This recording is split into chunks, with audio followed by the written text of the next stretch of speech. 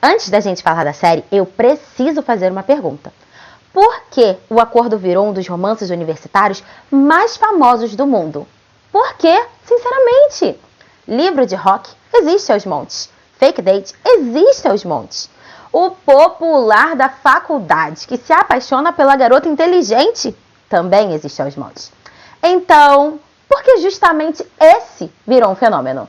O que a Ellie Kennedy fez de diferente? E, mais importante, a série da Prime conseguiu entender por que milhões de pessoas se apaixonam por essa história? Ou ela pegou um livro famoso, transformou em mais uma adaptação? É exatamente isso que a gente vai descobrir hoje. E eu já vou avisando. Esse vídeo tem spoiler do livro, da primeira temporada da série e muita comparação.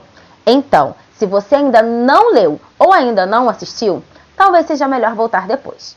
Agora, se você já terminou os dois, então pega um café, porque eu tenho muita coisa para falar.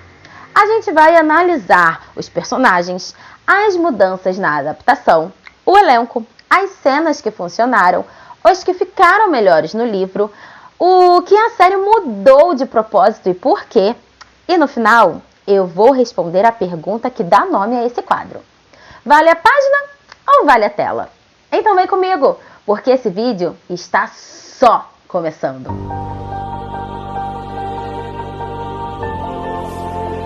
Antes de falar dos personagens, eu preciso falar da verdadeira responsável por tudo isso, Ellie Kennedy.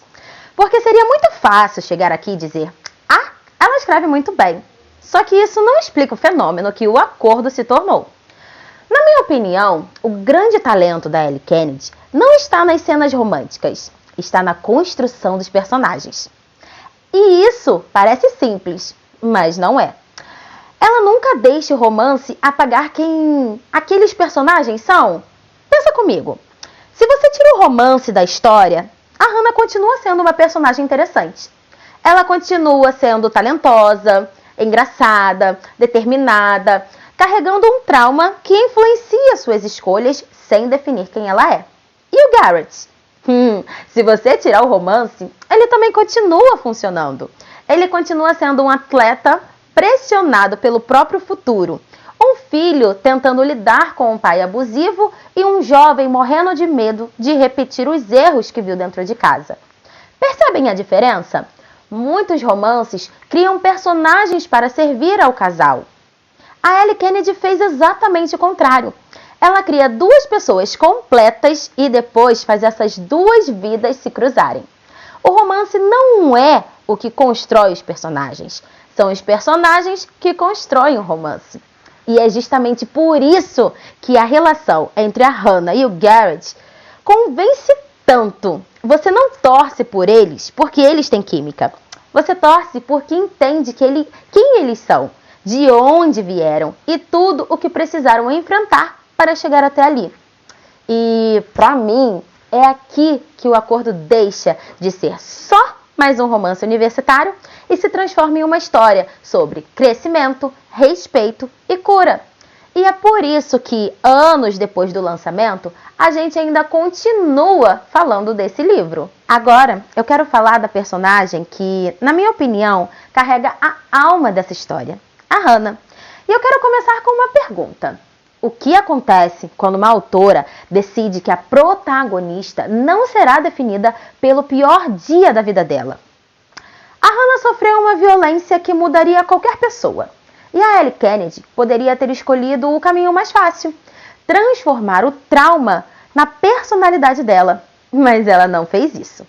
A Hannah continua sendo engraçada, inteligente, talentosa, sarcástica, determinada. Ela faz amizades, canta, estuda, sonha, se apaixona. Ela continua vivendo.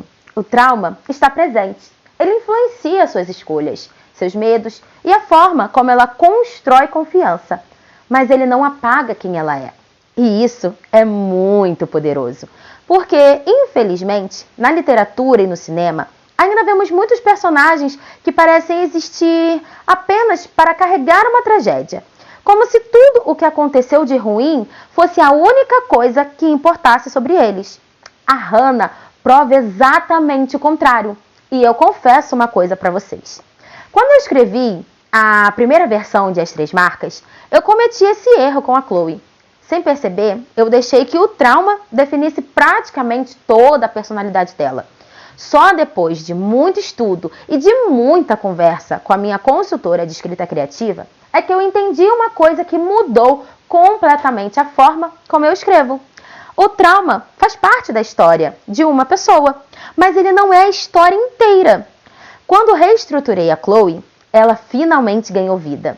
E acho que foi justamente por isso que eu me conectei tanto com a Hannah, porque ela me lembrou que personagens, assim como pessoas, são muito maiores do que as piores coisas que já viveram.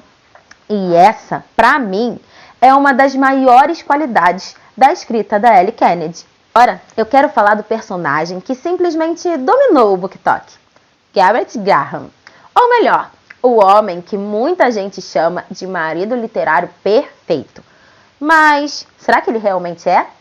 Eu acho que essa é uma das maiores injustiças que fazem com o personagem. Porque reduzir o Garrett a um homem bonito, carismático e apaixonado é ignorar metade da história. O Garrett não é interessante porque ele é perfeito. Ele é interessante justamente porque não é. Ele carrega uma pressão absurda nas costas. É um atleta que vive sabendo que um erro pode colocar toda a carreira em risco. É um filho que cresceu dentro de uma casa marcada pela violência. É um jovem que ama o esporte, mas que também carrega o peso de um pai controlador, manipulador e emocionalmente abusivo. E talvez o maior medo dele não seja fracassar no hóquei, e sim se olhar no espelho e enxergar o próprio pai. E isso muda completamente a forma como ele ama a Hannah. Reparem que em vários momentos ele para, pensa e escolhe respeitar o tempo dela. Não porque ele leu o manual de como ser um bom namorado, mas porque ele sabe exatamente o estrago que um homem pode causar quando ultrapassa limites. É como se ele passasse o livro inteiro tentando provar uma coisa para os outros e para si mesmo. Eu não vou me tornar aquele homem. E isso, para mim, é muito mais interessante do que qualquer cena romântica. Porque a Ellie Kennedy não escreveu um príncipe encantado. Ela escreveu um garoto cheio de medo, inseguranças e cicatrizes, tentando fazer escolhas melhores do que aquelas que viveu a vida inteira. E talvez seja exatamente por isso que tanta gente se apaixona pelo Garrett. Não porque ele parece perfeito, mas porque, mesmo imperfeito, ele escolhe ser melhor todos os dias. Agora, eu quero falar de uma coisa que pode fazer uma adaptação dar muito certo, ou dar muito errado. O elenco. Porque adaptar um livro não é só pegar atores bonitos, é encontrar pessoas que consigam transmitir aquilo que no livro acontece dentro da cabeça dos personagens. E para mim, foi exatamente isso que a série conseguiu fazer. A Hannah, por exemplo, ela não foi escolhida só porque se parece fisicamente com a personagem. Ela consegue equilibrar duas coisas que são extremamente difíceis: vulnerabilidade e leveza. Tem cenas em que você consegue enxergar o peso que ela carrega, sem que ela precise dizer uma única palavra. Mas logo depois, ela sorri, faz uma piada, provoca o Garrett e você lembra que a Hannah não é apenas o trauma que ela viveu. Ela continua sendo uma jovem vivendo a faculdade, fazendo amigos e descobrindo quem é. Agora, vamos falar do Garrett. A primeira impressão é: nossa, acertaram em cheio. Mas, pra mim, o maior acerto não foi a aparência, foi a energia. Em vários momentos, ele não transmite apenas confiança. Ele parece um garoto tentando convencer o mundo, a si mesmo, de que consegue carregar todas as expectativas colocadas sobre ele. E isso faz muita diferença, porque o Garrett do livro nunca foi apenas o atleta popular. Ele também é um filho pressionado, um jovem cheio de inseguranças e alguém que luta para não repetir os erros do pai. E o ator conseguiu mostrar essas camadas sem exagerar. Agora, preciso abrir um parênteses. Nossos maridos que nos perdoem, mas esse elenco facilitou muito o nosso trabalho de acreditar que aqueles personagens realmente saíram das páginas do livro para a tela. E isso não é para qualquer adaptação. Isso vale ouro! Para falar uma coisa que eu acompanhei desde o primeiro anúncio da série. A reação dos fãs. Porque quem é leitor sabe, a gente sempre recebe a notícia de uma adaptação com o pé atrás. E dessa vez não foi diferente. Antes mesmo do primeiro trailer, já tinha gente dizendo, vão estragar o Garrett. Outros estavam preocupados com a Hannah. Será que vão trabalhar o trauma dela com respeito? Será que vão transformar tudo em mais um romance universitário cheio de drama desnecessário? Será que vão sexualizar uma história que nunca precisou disso para conquistar milhões de leitores? E sinceramente, eu entendia todos esses medos, porque a gente já viu isso acontecer com outras adaptações. Só que, conforme os episódios foram sendo lançados, o clima começou a mudar. O que eu mais vi foi um sentimento de alívio. Não porque a série copiou o livro cena a cena. Ela não fez isso. Mas porque ela entendeu uma coisa que é muito importante. A essência dos personagens. A Hannah continua sendo a Hannah. O Garrett continua sendo o Garrett. A amizade do grupo continua funcionando. O humor continua presente e, principalmente, os temas sensíveis continuaram sendo tratados com cuidado, sem perder o respeito pela história original. E claro que nem todo mundo concordou com todas as mudanças. Sempre vai existir aquela cena que alguém sentiu falta ou aquele diálogo que fazia diferença no livro. Mas existe uma diferença enorme entre mudar detalhes e mudar quem os personagens são. E pra mim, a série soube separar muito bem essas duas coisas. Talvez seja por isso que tantos leitores terminaram a primeira temporada com a mesma sensação. Ufa, eles entenderam porque a gente ama essa história. E hoje em dia, isso já é uma vitória enorme para qualquer adaptação literária. Eu quero destacar uma coisa que para mim fez toda a diferença. O que a série acertou. E o maior acerto não foi copiar o livro, foi entender o livro. Existe uma diferença enorme entre essas duas coisas. A série não ficou tentando reinventar a história para chocar o público. Também não criou conflitos desnecessários só para gerar audiência. Ela continuou no material original. Confiou que Garrett e Hannah já eram personagens fortes o suficientes para prender quem estava assistindo. Outro ponto que eu gostei muito foi o ritmo. Em nenhum momento eu senti que a série estava correndo para chegar às cenas mais famosas do livro. Ela deixou os personagens respirarem, errarem, conversarem, criarem intimidade. E isso faz com que o romance pareça natural. Além disso, ela preservou aquilo que eu considero a essência de O Acordo: o respeito.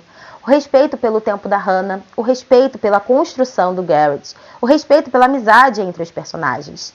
No fim das contas, eu terminei a temporada com uma sensação muito rara quando o assunto é adaptação literária. Eles não quiseram fazer uma história melhor que a da Ellie Kennedy. Eles só quiseram contar essa história da maneira deles. E para mim, isso foi um acerto em cheio. Mas se a série acertou tanta coisa, por que eu ainda prefiro o livro?